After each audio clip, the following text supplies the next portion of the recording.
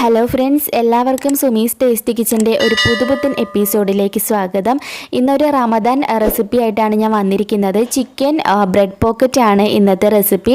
നല്ല ടേസ്റ്റിയാണ്. അപ്പോൾ ഇതിന് വേണ്ടിയിട്ട് ഞാനൊരു മിക്സിയുടെ ജാറിൽ 2 വെളുത്തുള്ളി, അതുപോലെ ഒരു നുള്ള് ഉപ്പ് ചേർത്ത് കൊടുത്തു, 1 ടീസ്പൂൺ വിനാഗിരി, ഇനി ഒരു നുള്ള് പഞ്ചസാര കൂടാൻ പാടില്ല, ഒരു നുള്ള് മാത്രം ചേർത്ത് കൊടുക്കുക. ഇനി ഇതിലേക്ക് ഒരു മുട്ടയാണ് ഞാൻ ചേർക്കാൻ പോകുന്നത്. ഒരു മുട്ടയുടെ വെള്ള ചേർത്ത് കൊടുക്കുക കേട്ടോ. അപ്പോൾ റൂം ടെമ്പറേച്ചറിലുള്ള മുട്ട എടുക്കാൻ നോക്കണം. ഇനി ഇത് ഇത്രയും കൂടെ നല്ലപോലെ ഒന്ന് ബ്ലെൻഡ് ചെയ്തിട്ട് വരാം. അപ്പോൾ ഞാൻ ഒന്ന് ബ്ലെൻഡ് ചെയ്തെടുത്തിട്ടുണ്ട്. ഇനി ഇതിലേക്ക് നമുക്കൊരു 1/4 കപ്പ് ഓയിൽ പകുതിയായിട്ട് ചേർത്ത് കൊടുക്കാം. പകുതി ഞാൻ ഒഴിച്ചിട്ടുണ്ട്. ഇനി ഒന്നുകൂടി ഒന്ന് ബ്ലെൻഡ് ചെയ്തിട്ടെടുക്കാം.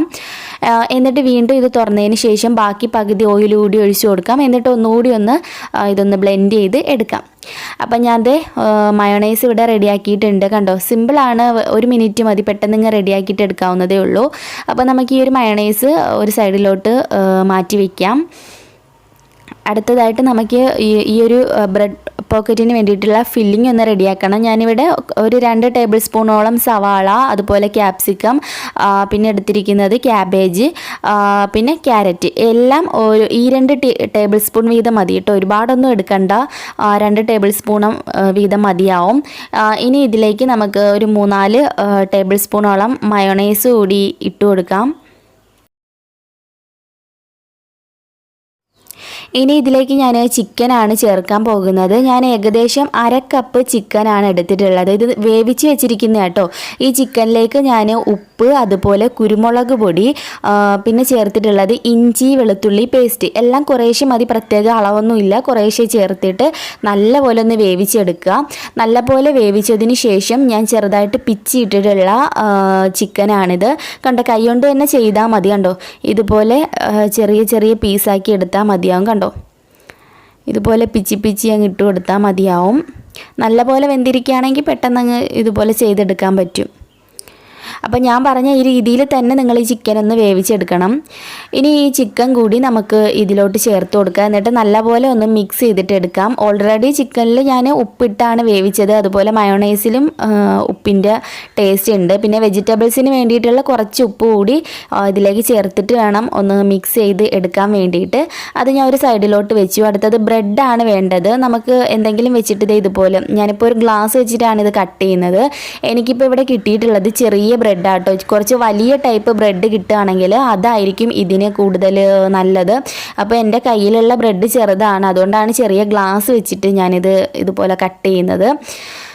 എന്തെങ്കിലും അടപ്പോ എന്തെങ്കിലും വെച്ചിട്ട് കട്ട് ചെയ്താൽ മതി കേട്ടോ. ഗ്ലാസ് തന്നെ വേണമെന്നില്ല.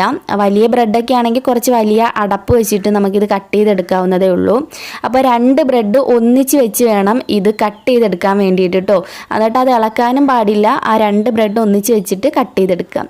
പിന്നെ വേണ്ടത് കുറച്ച് ബ്രെഡ് ക്രംസ് ആണ്. പിന്നെ വേണ്ടത് ഒരു മുട്ട ഒന്ന് ബീറ്റ് ചെയ്ത് എടുത്തതാണ്. അപ്പോൾ ആദ്യം നമ്മൾ റെഡിയാക്കി വെച്ചിരിക്കുന്ന ബ്രെഡ് ഈ മുട്ടയിലേക്ക് ഒന്ന് ഡിപ്പ് ചെയ്യാം. എന്നിട്ട് ബ്രെഡ് ക്രംസിൽ ഒന്ന് കോട്ട് ചെയ്തിട്ട് എടുക്കാം. ഇതുപോലെ തന്നെ നമുക്ക് ബാക്കിയുള്ളതെല്ലാം ഒന്ന് റെഡിയാക്കിയിട്ട് എടുക്കണം. ഇനി ചെയ്യേണ്ടത്, നമുക്ക് അടുപ്പിലോട്ടൊരു പാൻ വെച്ച് കൊടുക്കാം. ഇതിലേക്ക് കുറച്ച് ഓയിൽ ഒഴിച്ച് കൊടുക്കാം.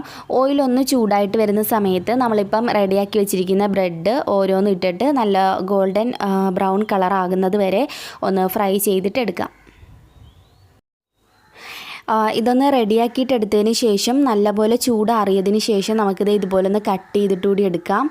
കട്ട് ചെയ്തിട്ട് നമ്മുടെ ഫില്ലിങ് ഇതിനുള്ളിലേക്ക് നമുക്ക് വെച്ച് കൊടുക്കണം. ഈ ബ്രെഡ് ഇതുപോലെ നമുക്ക് ഓപ്പൺ ചെയ്യാൻ. കണ്ടോ, കുറച്ച് വലിയ ടൈപ്പിൽ ബ്രെഡ് ആണെങ്കിൽ കുറച്ച് വലിയ രീതിയിൽ നമുക്ക് ചെയ്തെടുക്കാൻ പറ്റും. അപ്പോൾ ഞാൻ എന്തായാലും ഫില്ലിങ് എടുത്ത് വെച്ചിട്ടുണ്ട്. ഇനി ഇതിനുള്ളിലേക്ക് നമുക്ക് ആ ഒരു ഫില്ലിങ് നിറച്ച് കൊടുക്കാം.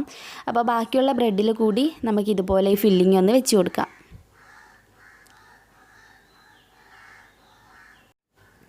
അപ്പോൾ എന്തായാലും നമ്മുടെ ബ്രെഡ് പോക്കറ്റ് ഇവിടെ റെഡി ആയിട്ടുണ്ട്. എല്ലാവരും ഒന്ന് തീർച്ചയായിട്ടും ട്രൈ ചെയ്ത് നോക്കുക. നല്ല ടേസ്റ്റിയാണ്.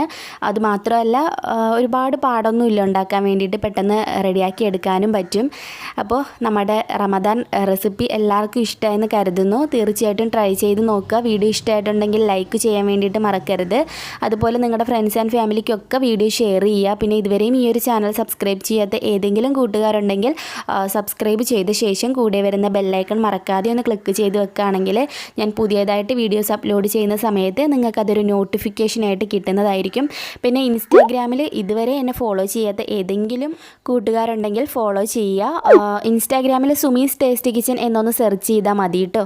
അപ്പോൾ എന്തായാലും നമുക്ക് പുതിയൊരു റെസിപ്പിയായിട്ട് വീണ്ടും കണ്ടുമുട്ടാം. അതുവരേക്കും ബൈ, ടേക്ക് കെയർ.